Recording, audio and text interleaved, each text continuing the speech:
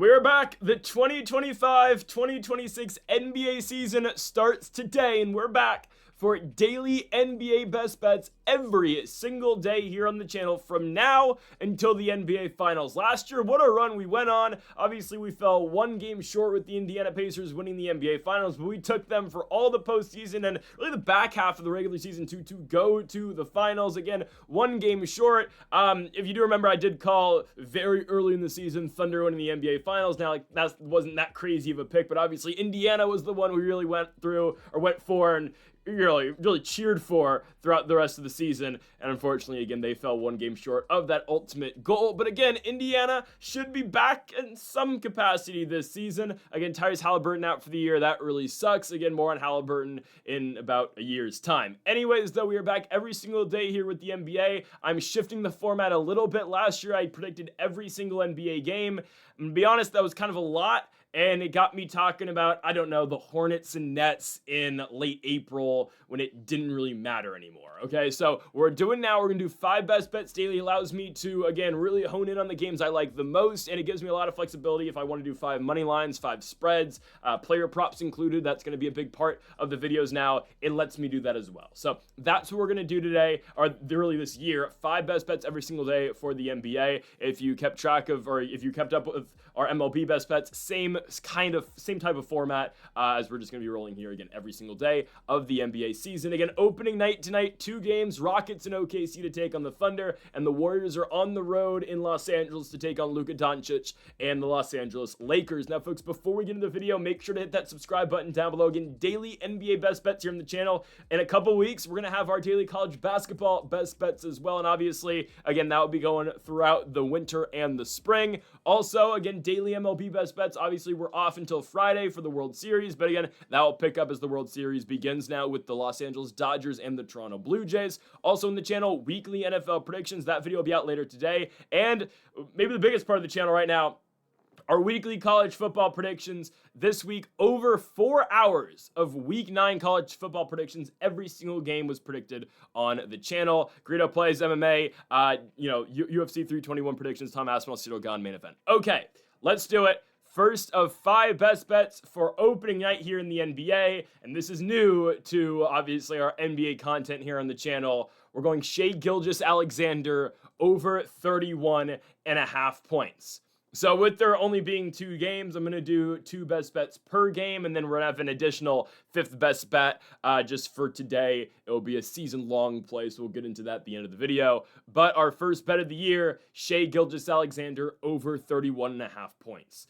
This is the MVP. This is the best player in basketball. We've known that. Obviously, we watched the dominance of SGA last season, and I think the Thunder are only going to be better. I know what you're thinking. Well, they didn't really add anybody. The team's just getting better in terms of the players on the team are getting better. SGA is the best player in the league at 27. He was the best player in the league really at 25, and nothing's changed other than the fact that he's just getting better, and now he's coming off of winning an MVP and winning the NBA Finals and winning an NBA Finals MVP on top of that. The team around him obviously is still very good, but the biggest thing that I want to look at for just tonight is no J-Dub. The second All-Star, obviously, for the Thunder is not playing. Jalen Williams is out with a wrist injury this week, or obviously today. We'll see if he plays in a couple days in Indiana. But SGA will be without his number 2 option. That means, again, Shai Gilgeous-Alexander is going to have the ball in his hands quite a bit tonight. And he normally does, but SGA, again, I think the shot attempts are going to be up. I think, again, Lou Dort is going to be at the 2. I don't know who they're going to start at the 3. They might go against super small and play Caruso. Aaron Wiggins is a potential, he could potentially step into the starting lineup as well. Obviously, Chet and Hartenstein are going to play the 4 and the 5, but SGA is going to obviously get the most looks tonight. And on the contrary, too, who's going to be guarding SGA today? It has to be Amen Thompson, I would assume. Now, I don't know what the Rockets are going to do, at least starting lineup-wise. They're going to be a huge lineup, obviously, because they're talking about Kevin Durant playing the 2, so that would bump Reed Shepherd to the bench, and it would bump Kevin Durant to obviously shooting guard and Amen Thompson, a role that he played some last year with Fred VanVleet being injured. Obviously, Amen Thompson would play the point guard role, and I think he's going to have to a lot this season. Again, Reed Sheppard, first-round draft pick last year in the draft. Obviously, eventually, I would assume Sheppard is going to become a major part of this Rockets lineup, but for now, again, they will be starting the super big lineup with, again, Amen Thompson, with Kevin Durant, with Jabari Smith, with Alfred Şengün, and with Steven Adams. I mean, again, you're starting 6'7" Amen Thompson, 6'11" Kevin Durant, 6'11" Jabari Smith, 6'11" Alfred Şengün, 6'11" Steven Adams. Again, KD might be 7 feet tall, but, whatever. They're playing a super big lineup, and that means SGA is going to get Amen Thompson, and that's okay. I mean, I get it, Thompson's a really good defender, but this is the best scorer in basketball. This is one of the best scorers of all time in Shai Gilgeous-Alexander, and asking him to get 32 points is really nothing that crazy. Again, no J-Dub in the lineup, and this is right after the Netflix Starting 5 documentary came out. SGA said in that docu, scoring 30 points is a bad night for him now. Because that's just how great he is. He needs to score 35. He needs to score 40. Opening night, they're raising the banner in OKC in front of Kevin Durant. Again, the first ever championship in franchise history. Shai Gilgeous-Alexander is going to put on a show tonight, in my opinion, in OKC. First game back on NBC for the NBA as well. Give me the MVP, the face of the sport, Shai Gilgeous-Alexander, over 31.5 points tonight against the Houston Rockets. Line is at -105, and I believe SGA goes over. Again, give me the MVP. Next up, we go on to our second best bet of the video, and here we go. We're going to be taking Thunder -7. So I'm seeing -7 or -7.5. We're just going to take the -7 because why wouldn't I?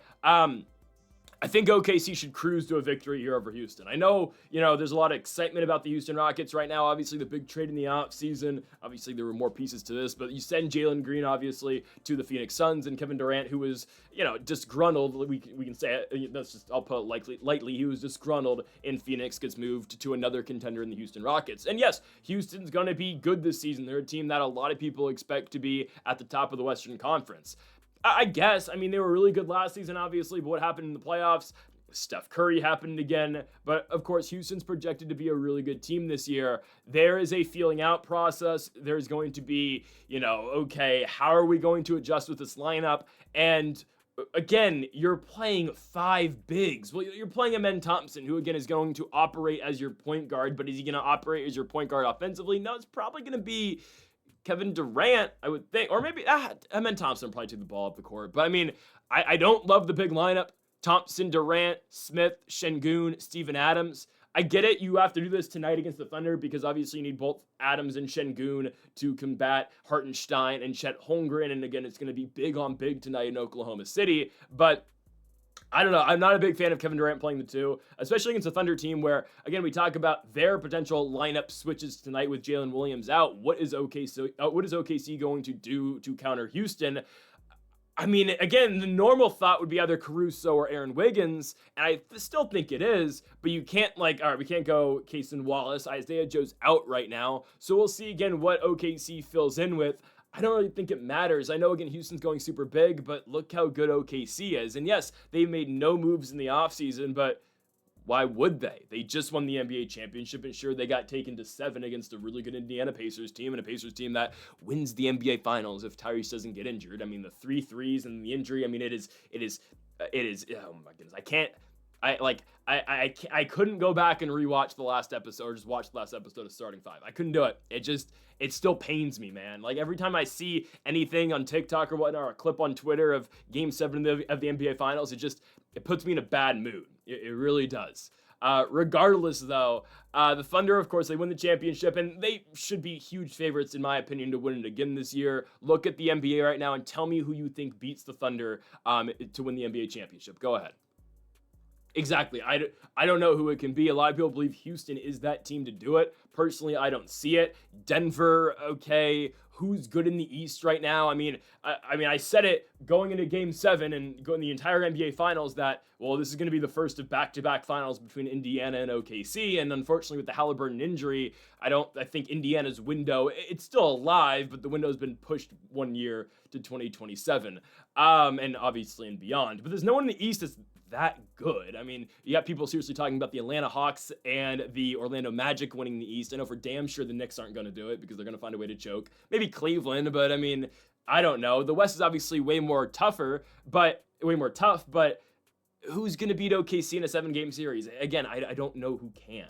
This is the best team in basketball. Shai Gilgeous-Alexander is the best player in basketball, and I fully expect the Thunder to dominate Houston tonight. Again, I think Houston's going to get better as the season goes on. I understand that.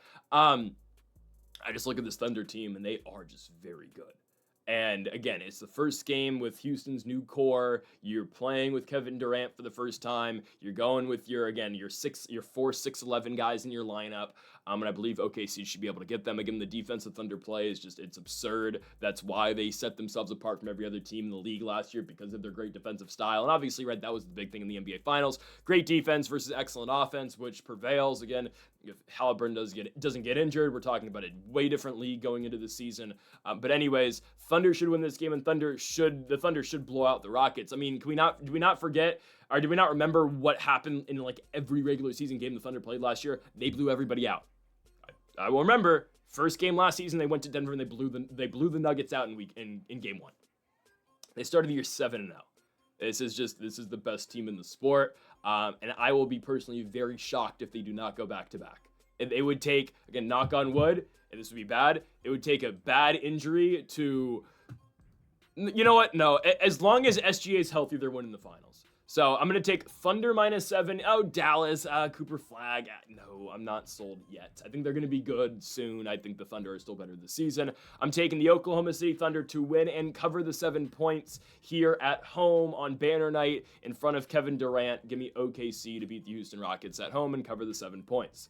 On to the other game tonight, and we're going to start things off with our best player prop for this game from the Crypto.com arena in Los Angeles, California. We're going Luka Doncic. Over 3-pointers made tonight. The line is at 3.5. We need Luka to hit 4. Sign me up. Now, Luka was very off and on. He was very hot and cold in his stretch with the Lakers, obviously, last year. He had a lot of moments of brilliance, obviously, but the 3-point game, some nights, it looked like Luka couldn't miss, and then he'd have games where he went 0 for 7, he'd go 1 for 7, he'd go 2 for 8. I think Luka's going to be on a heater tonight, okay? But why? No LeBron James. I like LeBron. I'll always like LeBron. This is Luka's team now, though. It is. I mean, and again, does that have anything to do with the LeBron injury? Kind of, but this is officially the year where, okay, it has been passed on to Luka Doncic. Luka Doncic is the man now in Los Angeles. If he wasn't last season, this is his team now. Full off season, obviously a lot of EuroLeague game or Euro bucket games, I think they call it over there, playing in Slovenia. Luka's been very active this off season. He's shedding some pounds, okay? Luka is primed for a huge 2025 for the Los Angeles Lakers. This is going to be like his, I don't know, like 2006, 2007 years that Kobe had with Los Angeles. Kind of like the 05, 06, 07 Lakers, where Kobe was, should have won MVP every single year, but he didn't. Like, that's kind of what I kind of feel like Luka's going to do right now. I don't know. Again, the Lakers, I think they're still top 4 team in the West. I don't know how they beat OKC in a 7-game series. And that's a problem I had throughout the entire year last year. Like, I would get really excited about the Lakers, and I'd say, okay, well, how are they going to beat OKC in a 7-game series? That's still the question I have now.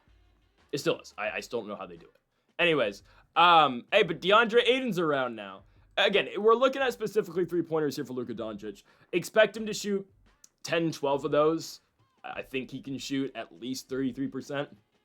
I expect Luka to shoot about 12 3-pointers tonight at 10. I think, again, if he shoots 10, I think he can shoot 40% from the 3-point line. It's opening night. You're taking on the Warriors, obviously. You're playing Steph Curry. And this, obviously, they're not as 3-point heavy as they once were, obviously. But it's Luka versus Steph tonight. And there's going to be a lot on Luka, again, being the better player, obviously, but he is. But there's going to be a lot around, again, Luka, first opening night in Los Angeles. I would expect him to hit a couple threes, or actually more than a couple threes tonight. And I think we'll be fine here. Again, Luka at over 3.5 3-pointers is at plus 100. I mean, absolutely sign me up for this. This is a great line for us. Look what Luka did against the Warriors last year. And again, there's inconsistency.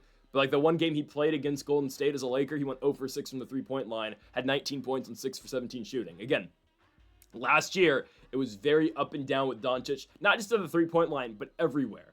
But again, I put a lot into, okay, a lot of that last season was Luka's coming off an injury. He, I don't think, got rushed to go play in Los Angeles, but coming off an injury, new environment, playing with LeBron James. And I think this year's going to be a lot better for Luka with LeBron. I think they've learned from last season, I hope. And I hope JJ Redick learns a little bit what to do with the rotation. Game 4 of the game 4 against the Timberwolves, where every starter played every minute of the second half.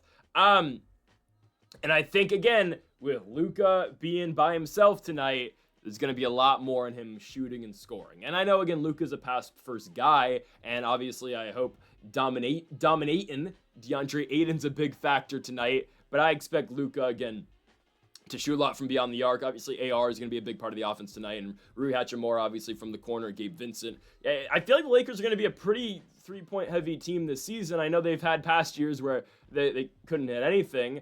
I think this is going to be a big three-point year for the Lakers. We saw that towards the back end of the last season. And, who knows? I mean, Bronny James might have a big year this year too, right? I mean, who knows? Anyways, give me Luka Doncic tonight over 3.5 3-pointers at plus 100 at home in Los Angeles against the Golden State Warriors. As we move on to our fourth best bet of the video, I got to do it. Los Angeles Lakers money line at home against the Warriors, and we get it at plus money. Thank you very much. I will take Los Angeles at plus money tonight. We are now beginning our roller coaster ride with the Los Angeles Lakers, and we're doing it on night 1. They will beat the Warriors tonight. They will. Golden State with their small and lineup. I mean, guys, they're starting 40-year-old Al Horford. 39-year-old Al Horford. Now, am I a little bit concerned about DeAndre Ayton playing the perimeter, at least defensively? Maybe, but guys, I don't think people are recognizing how big of an addition DeAndre Ayton is to Los Angeles, to the point where the Lakers might be the second best team in the Western Conference. They might be. And am I saying that DeAndre Ayton's an all-star? Am I saying he's a top, 10 center in the sport? No, but his addition to Los Angeles makes them so much better. Because if you remember in the postseason last year, they didn't have a center. They were playing LeBron at center. They were playing Hachimura at center. Vanderbilt was playing center. I mean, they were trying anything because Jackson Hayes was unplayable. And it's not like Aiden's Anthony Davis, but he's much better than Jackson Hayes. And Hayes coming off the bench, I think he can be really good in that role. I think, again, a bench capacity Jackson Hayes can be very good for this team. But starting DeAndre Ayton and getting Ayton to commit to the squad is such a big deal in my opinion. Because, I mean, again, we'll see what he does at least rebounding-wise. I know he's had games in the past with, Phoenix. I know Suns fans were fed up with him, and, Blazers fans were a little fed up too. But there's actually a focus on winning now. Nothing against the Portland Trailblazers. I kind of like what Portland's been doing recently. Again, I know Damian Lillard's trying to play at the end of the year, but I think the young core that's being built in Portland, they traded Anthony Simons, which, whatever. But they got Drew Holiday, I guess. I guess they're in the right direction. Are they in the right direction in Portland? I don't know. More on them tomorrow. I think they play tomorrow. Regardless, Portland's not expected to win. I know they're like a bubble, they're a bubble play-in team this season. There is no other standard in Los Angeles than winning. I mean, that's all that is known with the Lakers. And no, we're not talking about, again, Los Angeles Clippers. Who gives a damn? All right. At Staples, or with a team owned by the Buss family, the focus is on winning. And that's what it is with DeAndre Ayton. I mean, every night is big game. There's no games that aren't big in Los Angeles for the Lakers. Every single game played at Crypto is usually on national television. So there's going to be a focus on winning for DeAndre Ayton, and I think, again, he'll be way more motivated, obviously, to play well for the Lakers. And, obviously you're on the national stage every single night. I think Austin Reeves, this is the year he makes that leap to being an all-star, especially with LeBron James being out for the first month and a half of the season. It's a big spot for Austin Reeves, who survived another offseason after being, kind of involved in trade talks. Nope, Reeves survives. Hachimura survives. They add Marcus Smart off the bench. We'll see how much he contributes. Dalton Connect, I want to believe, but I don't know. The trade last year kind of screwed him up a little bit. At least I think, and I don't know. He's 24, and I'm not too optimistic anymore about Connect. I hope I'm wrong, and I think Connect can be good, but, word around the league is Nobody's optimistic about him. And Jake LaRavia. Hey, guys, Jake LaRavia being added in the offseason was such a big move for the Lakers. I think that's such an underrated pickup. He's only 23 years of age, and he can shoot. So I love the LaRavia pickup. When we look at the Warriors, again, starting a 39-year-old Al Horford who signed a couple weeks ago, it feels like a very Warriors move. They're going to be starting Curry. I think Moody's out, right? Yeah, Moody's out, so I assume they're going to start Podziemski at the 2. They're going to keep Peeled off the bench. They're going to go Curry, Podziemski, Butler, Green, Al Horford. And then Jonathan at the come bucket is playing Jonathan Kuminga. It's a very Warriors team. Again, nothing I think really changes for Golden State. They're a lower level playoff team that will get in, but a team that, this is not a type of team that can go to the, that can win. I get it. If Jimmy didn't get injured, if they didn't have the injuries last year in the postseason, Steph didn't get injured in the postseason last year. Maybe they see a lot more success against Minnesota. Sure. You can say that. I don't think they would have beat the Timberwolves either way, or even then, I don't think they would. They definitely wouldn't have been in OKC. Everyone's getting older. Horford's 39. Jimmy's 30? Is Jimmy 36? He is 36. Curry's 37. Draymond's 36 as well, 35. It's such an old lineup, man. I don't know. After a full offseason, I like the Lakers at home in this spot. I think Luka, again, without LeBron, not saying the Lakers are better without LeBron, because they're not. They're still, they're a much better team with LeBron in the lineup. But I think it gives Luka a little bit more freedom right now. And I think the Lakers are going to be pretty solid here on opening night. So I think it's a great time to snag Lakers at plus money. Give me Los Angeles plus 115 tonight at home at Crypto against the Golden State Warriors. As we go on to our final best bet, now this is not related to anything tonight, with the Rockets, Thunder, Warriors, or Lakers. Again, tomorrow when we have 11 games on Wednesday, I'll get to, obviously have a lot more, selections, and we don't have to double up on bets for games. But tonight, I feel like this is a good chance to do it. We're going to go one season-long play, and that play is the Indiana Pacers to make the playoffs at plus 155. I don't understand why the line's at this. I don't understand it. I cannot name 8 teams in the Eastern Conference that are better than the Indiana Pacers. It amazes me that this line is where it's at, because I saw it opened, about a couple months ago after, obviously, Halliburton's injury and whatnot, but it opened at plus 100, and I thought that was automatic then. It's plus 155 now. Unbelievable. Oh, they lost Miles Turner. Oh no, Buddy couldn't shoot in the playoffs. He couldn't get rebounds, and all of a sudden he's turned it all around on Pacers fans, saying that he hates Indiana, or people in Indiana hated him. He wasn't appreciated in Indiana, bro. You had the Turner, whatever, the special Turner block party thing up in the crowd. He had his own fan section that was invite only, that Miles Turner controlled, and you're telling me you weren't appreciated enough in Indiana? So you're just playing the full villain role, and then you go to Milwaukee, where, I'm sure they're going to appreciate you, buddy. Just wait until Giannis leaves next season, and look how much you're appreciated then. Have fun playing on a 20-win team next season. Anyways, Pacers are starting Isaiah Jackson instead. Okay. Very undersized center is Isaiah Jackson, but it kind of fits what Indiana wants to do, and it's everyone can run. Not positionless basketball, but guys, I think the Pacers are going to be fine even without Halliburton. Are they going to make a deep playoff push this season? No. Are they going to go to the finals this season? No. I think they're going to make the postseason, and again, they just got to be in the top 8, so they got to advance in the play-in if they are a play-in team, which I can see potentially.